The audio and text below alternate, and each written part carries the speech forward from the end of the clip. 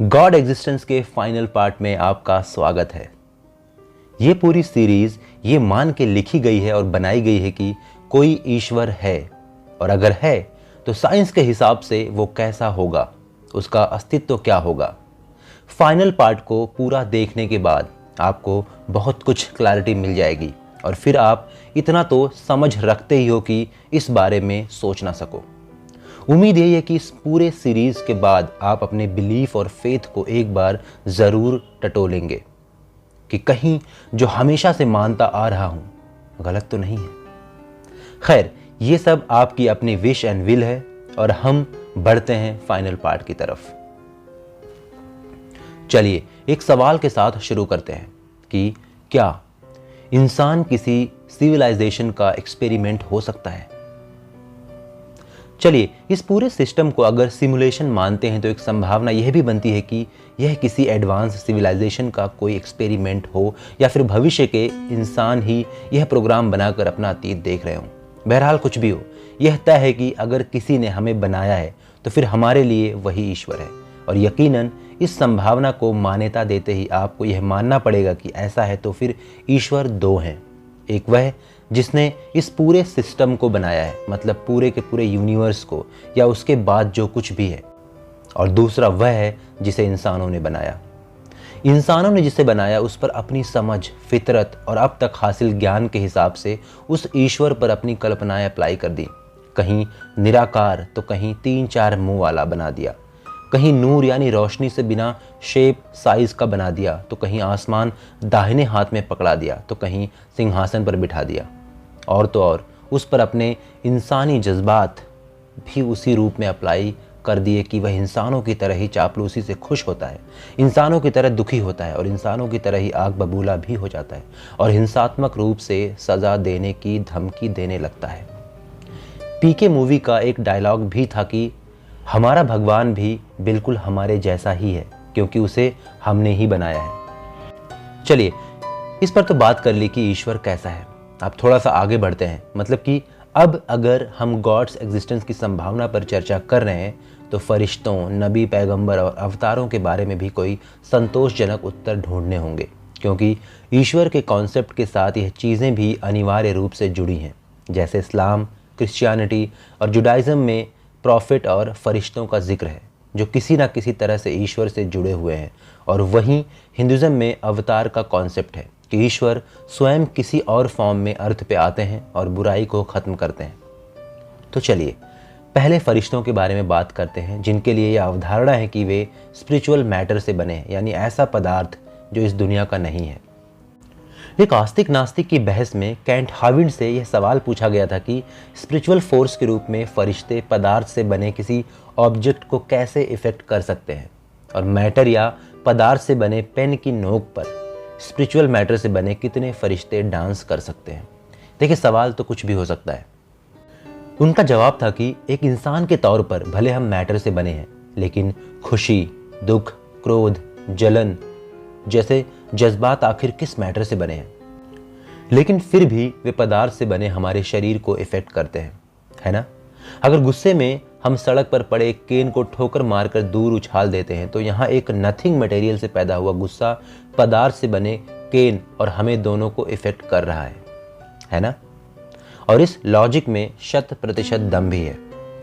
तो फरिश्ते की स्पिरिचुअल फोर्स को हम इन जज्बात या भावनाओं के रूप में डिस्क्राइब कर सकते हैं जो हमें नॉर्मल से अलग व्यवहार करने पर मजबूर कर देते हैं और चीज़ें एक साथ केमिकल रिएक्शन के रूप में आपके दिमाग में रहती हैं।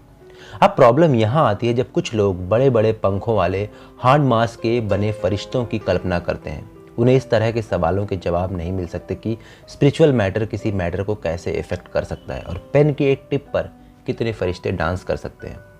फरिश्ते यानी बस एक ऐसी स्पिरिचुअल फोर्स जो किसी माध्यम से आपको नॉलेज भी दे सकते हैं और कोई अच्छा या बुरा काम भी करवा सकते हैं। इससे ज़्यादा स्पेस उन्हें नहीं दिया जा सकता और ना ही इससे ज़्यादा स्पेस वो रखते हैं। फरिश्तों के बाद चलिए थोड़ी सी चर्चा इस पर करते हैं कि प्रोग्राम्ड सिस्टम में किसी प्रॉफिट या अवतार की क्या भूमिका हो सकती है। अब आइए नबी, पैगंबर, अवतार की भूमिका पर। अगर आप संपूर्ण ब्रह्मांड को एक ठोस हकीकत मानते हैं तो फिर आपको यह समझना होगा कि आपकी हैसियत एक एटम में बंद प्रोटॉन, न्यूट्रॉन और इलेक्ट्रॉन से ज़्यादा नहीं है, जिन्हें नंगी आंखों से देखा भी नहीं जा सकता, और खरबों एटम्स हमारे आसपास बिखरे पड़े हैं।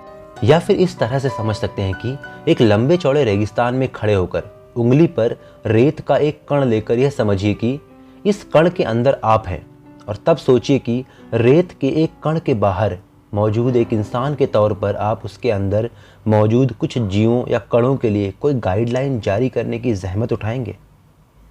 यही चीज़ ईश्वर पे भी लागू होता है कि इस इनफाइनाइट यूनिवर्स में हमारी औकात 10 किलोमीटर तक फैले रेगिस्तान में एक रेत के जर्रे या कण जितना भी नहीं है, उससे भी छोटा है। अब सोच के देखिए, वो ईश्वर एक ना दिखने वाले प्लैनेट पे चिपके कुछ बैक्टीरिया जैसे इंसानों के लिए अवतार, प्रॉफिट, बुक्स, गाइडलाइंस भेजेगा। ये बात अपने आप में हास्यास्पद नहीं लग रहा है? जाहिर है आपका जवाब नकारात्मक होगा। अब ऐसे में आप इन दोनों चीज़ों को एक साथ नहीं मान सकते हैं कि पूरा यूनिवर्स एक हकीकत है और इसके एक लगभग ना दिखने वाले ग्रह पर सूक्ष्म बैक्टीरिया से भी गई गुजरी हैसियत वाले इंसानों के लिए कोई गाइडलाइन जारी करने के लिए कुछ प्रॉफिट या अवतार भेजे गए हैं। हम इस यूनिवर्स को ठोस हकीकत मानते हैं तो असल में हम सिरे से इसके मकसद को ही समझने में फेल हैं। फिर प्रॉफिट या अवतार तो बहुत बात की बात है। मतलब पृथ्वी जैसे एक ग्रह पर जीवन के लिए अनुकूल स्थितियां बनाना और उसके आसपास इतना बड़ा ब्रह्मांड रच देना कि उसके 1% हिस्से तक भी हमारी पहुंच ना हो, कहीं से तर्क संगत नहीं। हम प्रकाश की गति की लिमिट में बंधे हैं, जो 3 लाख किलोमीटर पर सेकंड के सर्वोच्च शिखर पर होते हुए भी स्पेस के साइज के अकॉर्डिंग चींटी की चाल से भी गई गुजरी है। इस गति से हम एक जीवन में दूसरे सौर मंडल तक भी बमुश्किल पहुंच पाएंगे। अपनी गैलेक्सी से निकलने में कई पीढ़ियां गुजर जाएंगी तो स्पेस में कहीं और पहुंचने की कल्पना ही बेईमानी है।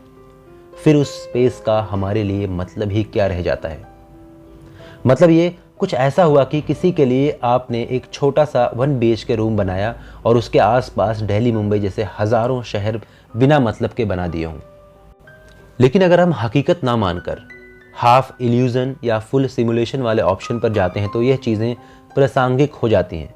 इसे इस उदाहरण से समझ सकते हैं कि हमारा कंप्यूटर ठीक ठाक काम कर रहा होता है, उसमें कुछ वायरस आ जाते हैं जो फाइलों को करप्ट करने लगते हैं, उसे ठीक से फंक्शन नहीं करने देते। तब हम कंप्यूटर में एंटीवायरस इंस्टॉल करते हैं जो ढूंढ ढूंढ कर उस वायरस को ख़त्म करता है ताकि कंप्यूटर फिर ठीक से काम करने लगे। इस एंटीवायरस को हम प्रॉफिट या अवतार की संज्ञा दे सकते हैं। इसमें लॉजिक भी है और समझ भी आता है। ओके, अब थोड़ी सी चर्चा सही खुदा या गलत खुदा पर भी करते हैं। बहरहाल, अगर आप आस्तिक हैं और खुदा ईश्वर पर यकीन रखते हैं तो थोड़ा चिंतन कीजिए, मनन कीजिए और तय कीजिए कि कहीं आपने गलत खुदा का दामन तो नहीं पकड़ रखा।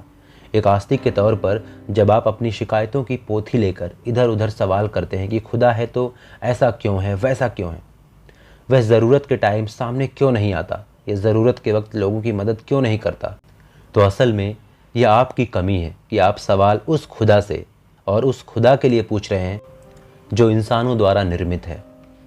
अगर कोई खुदा है तो वह हरगिज़ नहीं है जिसे आप दुनिया में मौजूद धर्मों से संबंधित खुदा के रूप में जानते हैं। वह अगर होगा तो इन सब चीज़ों से निर्लिप्त और अछूता होगा, यह तय है। और यहाँ यह जो क्यों क्यों करके हज़ारों सवाल हैं वह दरअसल आपको खुद से करने चाहिए, ना कि उससे। दोस्तों, हम सब के पास फ्री विल है। हम खुद से सोचने समझने की ताकत रखते हैं। खुद से इतने डिटेल में सोच के देखिए, बहुत मज़ा आएगा। अलग अलग संभावना पे खुद से चर्चा कीजिए। पुराने बिलीफ सोचने से टूट जाते हैं। अच्छा, एक लास्ट पॉइंट और डिस्कस करना चाहूँगा। बिलीफ होने से और नहीं होने से आपके आसपास किसी और की लाइफ पे इम्पैक्ट नहीं पड़ना चाहिए। आपके विचार आपके अपने होने चाहिए। ये प्रोग्रेसिव होने चाहिए जिससे दुनिया में हमेशा अमन, चैन, शांति बनी रहे। क्या मानते हैं क्या नहीं मानते, इससे कोई फ़र्क नहीं पड़ता है दूसरों को। यहाँ तक कि खुद को भी ज़्यादा फर्क नहीं पड़ना चाहिए। बस इतना याद रखना, अगर आप जड़ हो जाएंगे, एक बिलीफ के आगे कुछ भी नहीं सोच पाएंगे, तो कुछ बुरे पॉलिटिशियंस आपका इस्तेमाल बड़े आसानी से कर सकते हैं। इंडिया में कर रहे हैं, इसलिए अवेयर रहिए। All the best. अगर एफर्ट अच्छा लगा हो तो चैनल को सब्सक्राइब कर सकते हैं, और कुछ भी सवाल करना चाहें तो कमेंट बॉक्स आपके लिए हमेशा से खुला है। आप सभी देखने वालों का बहुत बहुत धन्यवाद।